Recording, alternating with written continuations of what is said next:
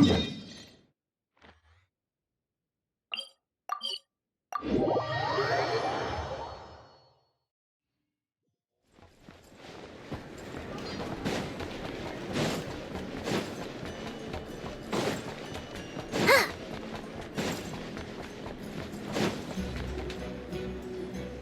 can't believe it's not just the Moonglow fireflies. Even cats can get eaten. Yerva, make sure you keep a close eye on Pavlov the next time you take him for a walk. Don't worry so much. Pavlov's a lot bigger than a cat. Besides, they're just plants. What's the worst they could do? I remember a certain fresh-faced adventurer saying something similar, right before coming face-to-face with a hexadecatonic mandragora.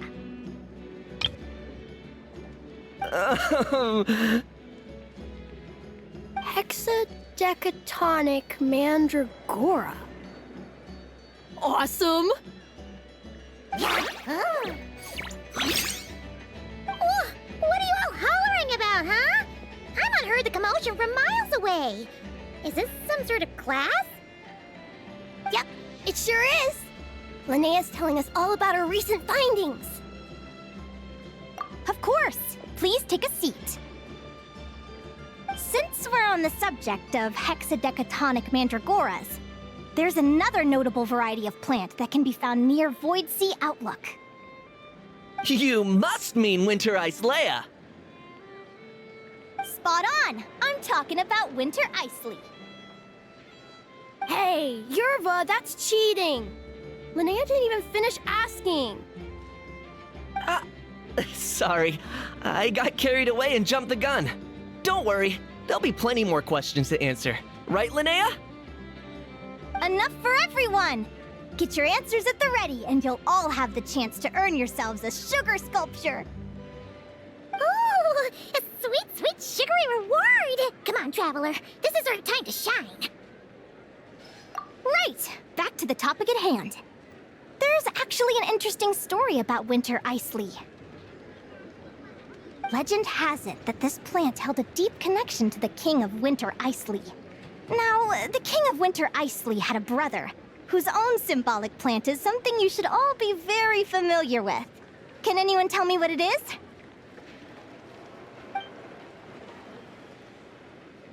Paimon's definitely familiar with those, but that's probably not the right answer. Incorrect. The correct answer is midsummer berries. Midsummer berries? All I know is Katya and Aino both make delicious midsummer tort. Midsummer berries are the symbol of the King of Midsummer Oak, brother to the King of Winter Icely. Legend has it that these two twins have been fighting since birth. They each take turns killing the other, only to be resurrected once more. Each rules their own season, with this cycle of death and rebirth continuing until the end of time. That's so sad. Despite being connected by blood. Katya once told me good relationships have nothing to do with blood. Sometimes it's precisely those connections that cause conflict to arise. How very perceptive of you. You're right, of course. That's exactly what the scholars of Snezhnaya think the story represents. What's more, due to Winter Icely's hardiness and resistance to the cold, it's also considered to be a symbol of the Light Keepers. The leaves will keep their promise. Paimon's heard that saying before. It's a very old saying, and hardly anyone still uses it nowadays. I'm surprised you're even aware of it. We're seasoned adventurers, which means we're... What was it again? Oh yeah, well-traveled and well-read. The Light Keepers. They're the ones who dress in black, right? Are they also hardy and resistant to the cold? But their clothes look so warm. If they really are so resistant, couldn't they wear a bit less? You've got it all muddled up. What Linnea means is that, just like Winter Icely, the Light Keepers stand tall in the face of hardships as fierce as the icy wind. Wonderful! Your interpretation is spot on. But let me ask, how did you arrive at that understanding?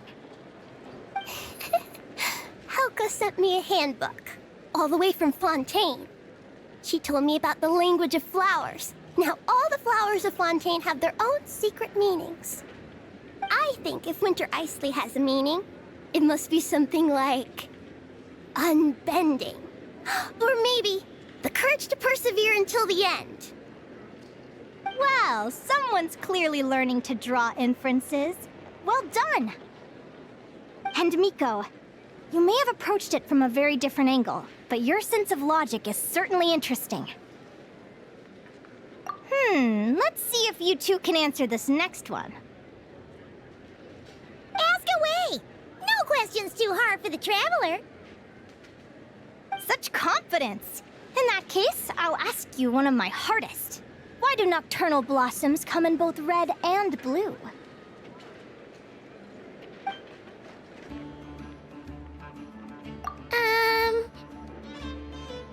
Alright, so what's the answer? Nocturnal blossoms aren't the only things we've seen in Noctri that are red and blue. Come to think of it, we've seen red and blue stuff all over the place. If you're asking about the one thing that stands out most about Noctri... Hey! Stop trying to explain everything away with the power of Kuvaki. There's no way the answer's gonna be as obvious as that. You're correct! Huh? What? Seriously? It's common knowledge for those of us who live in Notcry, but not so much for adventurers visiting from afar. So, in context, I suppose it could be considered a tricky problem? But you weren't fooled by the question at all. It looks like you're on the path to becoming a real stellar adventurer. All right, that's it for today. All the students who answered a question can have a sugar sculpture! Huh? Wait a second! Don't tell Paimon that she's the only one who doesn't get any candy! If Paimon had known, she'd have answered more questions! Even if she'd have probably gotten them all wrong. Don't worry, don't worry. You'll get yours too. You and the Traveler are a team, just like Lumi and me. Wow!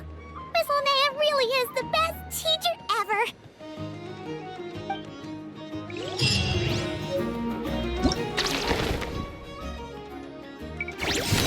Oh!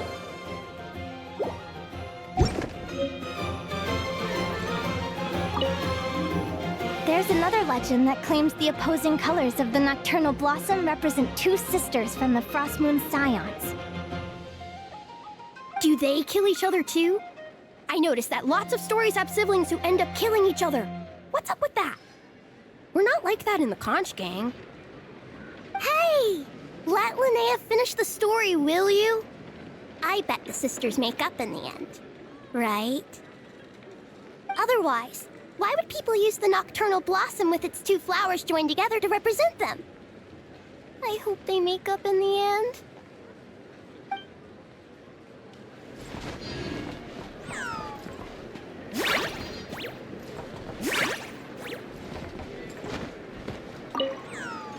Linnea's always dashing up to here, there, and everywhere. But she still makes time to share her knowledge with us. I've learned a lot from her, and I'm grateful for that.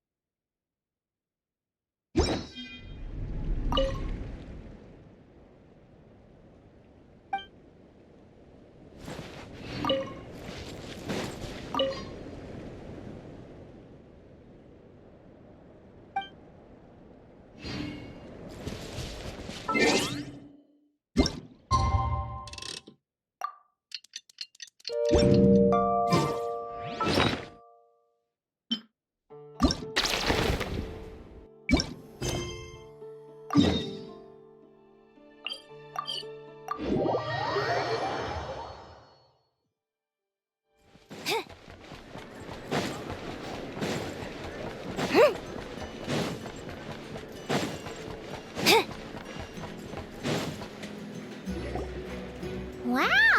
Speranza's busy today. What's everyone chatting about? We're trying to decide what the most beautiful rock in Nodcry is. My vote goes to Moonfall Silver. Since Aoni's not here, I'll go for Icy Pebbles on her behalf. Then I nominate Rainbow Drop Crystals. They come in loads of colors, and you can even make weapons with them. They're way more useful than Moonfall Silver and Icy Pebbles. Well, I don't think a rock that just looks good but doesn't do anything can really be considered beautiful. Actually, Moonfall Silver has quite a few uses too. Although they're certainly not as common in daily life as those of Rainbow Drop Crystals.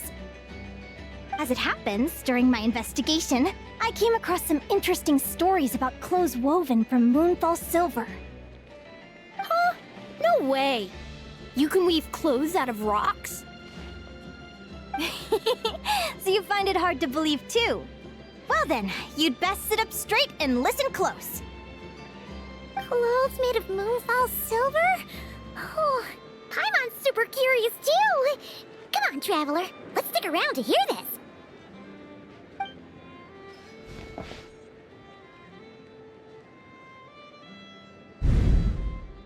Once upon a time, there was a Fey governor in Nodcry who was obsessed with rare trinkets and had a passion for dressing up. This governor's advisors worked day and night, desperately struggling to find new and exotic clothes for their master. Then one day, a young tailor dressed in black came calling. He claimed to have inherited the mysterious techniques of the Golden Realm, and that he could spin crystals that glow like the silver moon into thread for weaving clothes. The governor was overjoyed. He promised to pay the young man handsomely if he would stay and make him clothes. The young tailor requested a vast quantity of Moonfall Silver be delivered to his workshop, and demanded that no one disturb him while he worked. Naturally, the governor agreed. When the scheduled time arrived, the governor found the workshop completely empty, with neither Moonfall Silver nor any clothing to be seen. Having eagerly anticipated his new clothes, he hurriedly asked, "Where did all the Moonfall Silver go? And where are the clothes you promised?" The young tailor raised his hands, and, as if he were shaking out a piece of fabric, said, "See? I took the Moonfall Silver you sent me and wove it into this gown, as pure as moonlight itself. Too pure, in fact, for a fool or an unremarkable man to even perceive." The governor asked his advisor how the gown appeared to him, to which the advisor responded by saying it was the most magnificent gown he had ever seen, just like real moonlight woven and given form. The governor could not see a thing, but unwilling to admit he was either a fool or unremarkable, he did as the tailor bade and put on the moonlight gown. To show off his extraordinary new gown, the governor decided to parade it and himself along the busiest street in town. But as he did so, he heard a child with a conch in his belt shout out, The governor isn't wearing any clothes! "It seems like our Miko has guessed how this story ends." The tailor was a cheat. There are people like that in Nasha Town, too. I heard about this one lady from Sumero who schemed a whole bunch of folks. Good question. According to the story, the young tailor was none other than Reed Miller in disguise. He traded the Moonfall Silver he took from the governor for Mora and gave it to the poor townsfolk. While the governor was parading himself through town, Reed Miller was enjoying the show from a nearby rooftop. He really got around, huh? I've already lost count of the number of stories he's popped up in. But if he was lying about the whole thing, then Doesn't that mean there were never any clothes made from moonfall silver to begin with? I believe there were, but the art of weaving them has been lost. But the only evidence now surviving in folk stories. The tale of the fisherman and the beast also mentions a moonlight gown. But Nico and Maisie are still too young for that one, so I'm afraid it'll have to wait. Huh? No fair. Huh. You sure know a lot of weird and wonderful stories, Miss Linnea. Indeed! I'm sure you've noticed by now. The world is so vast, with so many secrets yet to discover. Even the things we think we know may well have unfamiliar backstories, like Moonfall Silver. The same goes for Rainbow Drop crystals, in fact.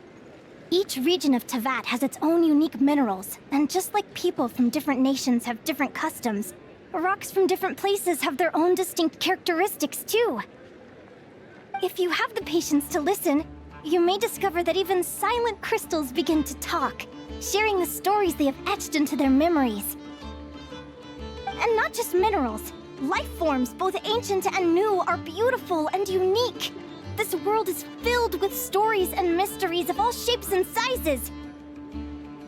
In the instant when a mystery is touched by the light of understanding, countless new possibilities reveal themselves, and the whole world opens up! Sorry, I'm getting a little carried away. Linnea gets like this when she's talking about things she's interested in. If we ask Miss Linnea what the most beautiful rock in Nagcry is, she's certain to say, "Every rock is beautiful in its own way." So it's probably better if we ask you two to cast your votes. The most beautiful rock. What do you think, Traveler? I see pebbles? Huh. Paimon wasn't expecting you to say that. What about you, Linnea? If you had to choose only one rock that was the most beautiful. How about we end today's lecture here?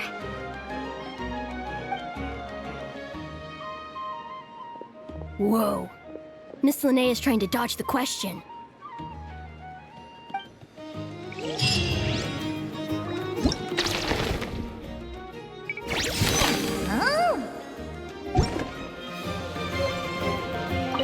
Why don't we invite the Adventurers Guild to host a Geological beauty pageant in Nasha Town? If that happens, we'll need to find a way to ban Dorota from attending. Yeah. If she's there, she'll do whatever it takes to make Moonfall Silver win. But you can't just ban people from taking part.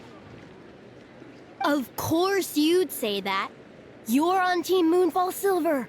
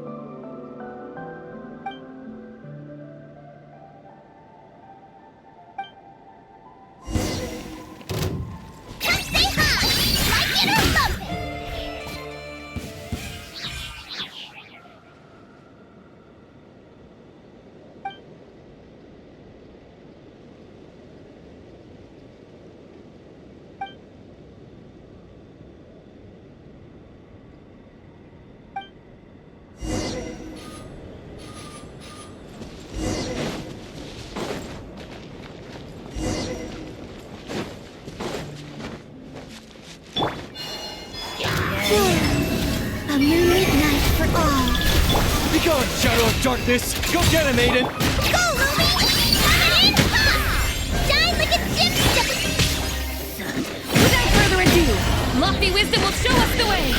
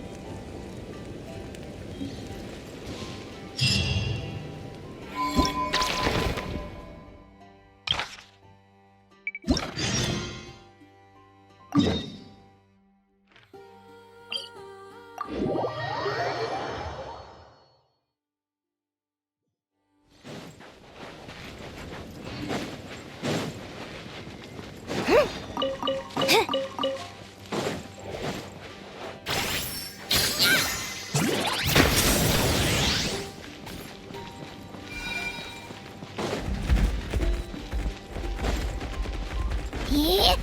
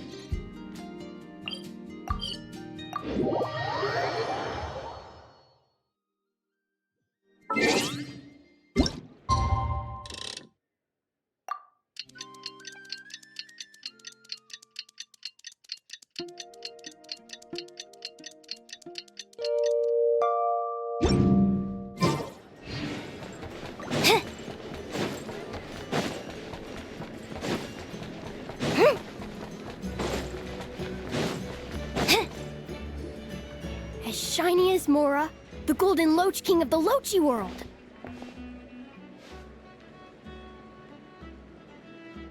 And did Paimon just hear someone say something about gold? You sure did! I discovered this uniquely colored golden loach while exploring up north. It was the only one in the area with such a distinctive color. It's thriving now, and I've had a doctor who knows about animals take a look. The color doesn't seem to be caused by anything pathological. Then why does it look so different? It could be any number of things. Habitat, environment, the characteristics of the water it lives in, climate, even its diet. But if you're asking me to pin it down to one specific reason, I'm afraid I just don't know. Why would it? It's such a rare phenomenon, I'm incredibly lucky just to have witnessed it. Being able to document my discovery, draw inferences, and make conjectures is more than enough for me. It's just like a pink frostfin whale. They say, If you get the chance to see a pink frostfin whale, your wishes will come true. But they're super duper rare. Even so, we saw one once, when we were with Linnea. I think it was because she brought us good luck. Wow! We should go look for one too! Oh, Paimon has so many wishes. Which one should the whale grant first? it's probably just wishful thinking. So, pink whales don't have mystical powers? Well, there are some examples of some creatures with special colors possessing unique abilities. But the frostfin whale we saw probably wasn't one of them. If people were just making wishes, that would be one thing. I'm just worried someone might hurt it because they believe those fanciful stories. Huh? Would people really do that? I know this one. Katya told me that some really nasty treasure hunters hunt animals with unusual colors to sell them to collectors. That's right. There was a time when animals from Natland were highly prized on the black market. Live specimens in particular. But bones and furs would also fetch a high price. Some merchants looking to sell their smuggled goods at inflated prices would even go so far as to process and alter them, packaging them as some kind of fantasy product before selling them to customers. There was a case I heard where poachers removed the feet from cuckoosaurs to make them more aesthetically pleasing and easier to transport. Collectors who'd never seen a cuckoosaurus before actually thought they were naturally legless, spending their entire lives soaring through the sky, living off wind and dew, like some kind of marvel of nature. Their reckless pursuit of the exotic only fueled the poachers' wickedness. They created a whole smuggling network born from greed and deceit, causing untold harm and suffering. In a sea of evil deeds, even a relatively minor act, such as dyeing a creature to change its color, is still wrong. So, should we give that silver capybara a bath? Was it also dyed this color by nasty poachers? I don't think that'll be necessary. When I found it, it was taking a soak in a hilly churl's cooking pot. Maybe it thought it was a hot spring? There can't be that many born with fur like that. It's probably why the smugglers took it. I can totally imagine what it must have looked like in that cooking pot. Right? Despite its unique color, it still has the same nature and temperament as other capybaras. When Paimon thinks about it like that, it seems being unique isn't always a good thing. Just thinking about how some creatures might suffer because they're different, or that the only reason they're different is that something bad happened to make them that way. It might sound a little selfish, but if Lumi wasn't such a special little Jack Frost, we might never have become partners to begin with.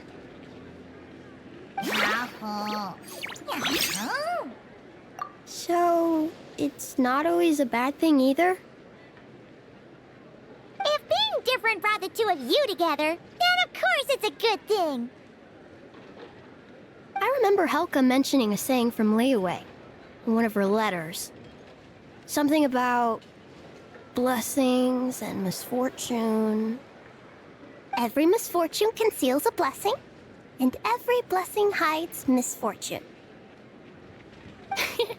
That's the one. By the way, Miss Linnea, you're being awfully quiet. Where's all that teacher energy gone? I never thought I'd see the day when you'd be calling me out, Nico.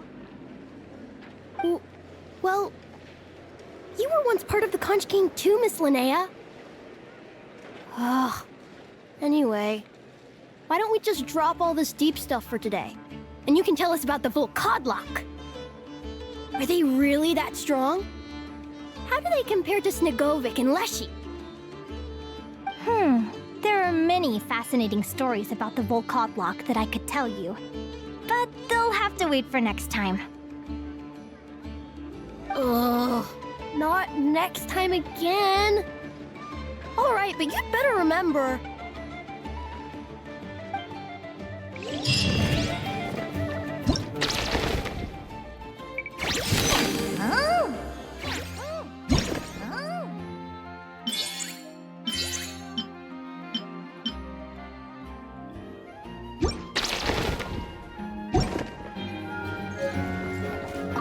Hey, I just realized something.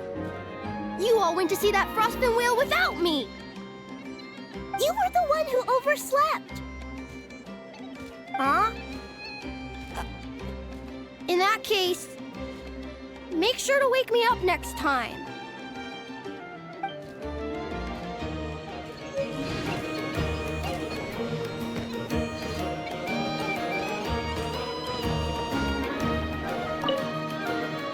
Sorry for making you sit through that.